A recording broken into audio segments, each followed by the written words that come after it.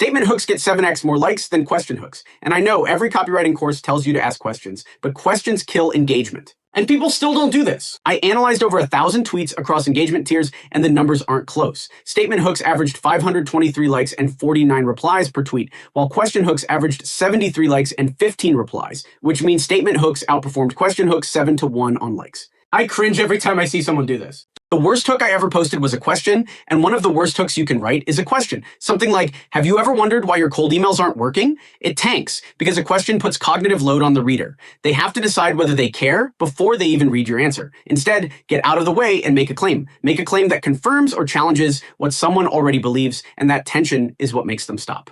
The single most actionable finding, your first line should be 4 to 6 words long. Tweets with 4 to 6 word first lines averaged 1,279 likes and 215,000 views, while tweets with 7 to 10 words averaged 823 likes and 16 or more words dropped to 710, which means 4 to 6 words averaged nearly 600 more likes and over 214,000 more views. First lines under 40 characters averaged 990 likes versus 678 for first lines over 60 characters, which is a 46% engagement premium for being brief. A short first line reads as confident, creates a visual anchor, and because it doesn't give away the payoff, the reader has to keep going. I almost quit last month. Or your pricing is the problem.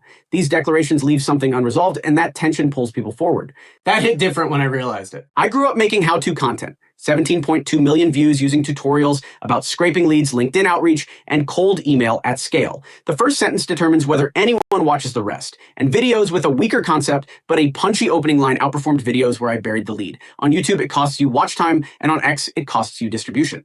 Bold statement hooks averaged 2,046 likes and 222,000 views among high-performing tweets, so if you want raw impressions and account visibility, that's your format. The trade-off is depth. They spread wide, but don't always start conversations. Contrarian hooks do something different. The everyone is wrong about this framing generated 54.9 replies and retweets per 1,000 views, 7.6 times higher engagement depth than bold statement hooks. X's algorithm weights replies at 13.5 times the value of a like, and a reply that gets a reply from the original author is worth 75 times a like, while a retweet carries 20 times the value of a like. A contrarian hook that generates a conversation thread compounds across replies, retweets, and author responses in a way a post collecting passive likes never will. And this is the key part right here. The caveat, the formula is getting saturated. So slap everyone is wrong about this onto a conventional idea, and it disappears into the feed. The contrarian hook lands when the position underneath is genuinely surprising. When I push back on something people genuinely believe and back it up with data or a specific story, the replies fire, but when I just use the language without a sharp angle, it flatlines.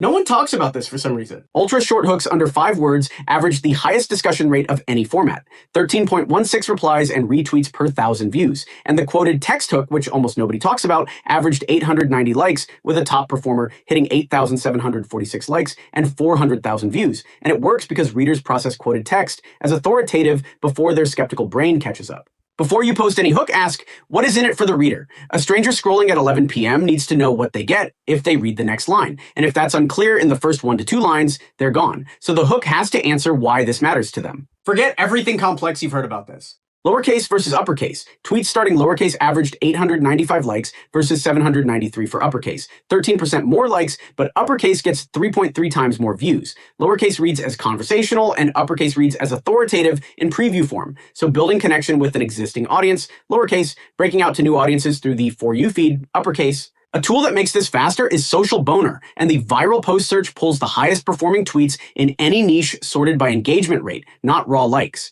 The outlier detection flags tweets that went viral from small accounts, hooks that worked on merit, not audience size. This right here is what it's all about. It earns the read. A good read builds a following, and that following buys something, or the whole chain stops. Whether someone stopped scrolling determines every client inquiry, newsletter sign up, and DM that converts, which means a 2 times improvement in hook performance doubles every downstream outcome attached to it. If you need leads, check out Scraper City, and for cold email coaching, check out Galadon Gold. And if you want to grow on Twitter and X, use Social Boner. The next video is coming up now.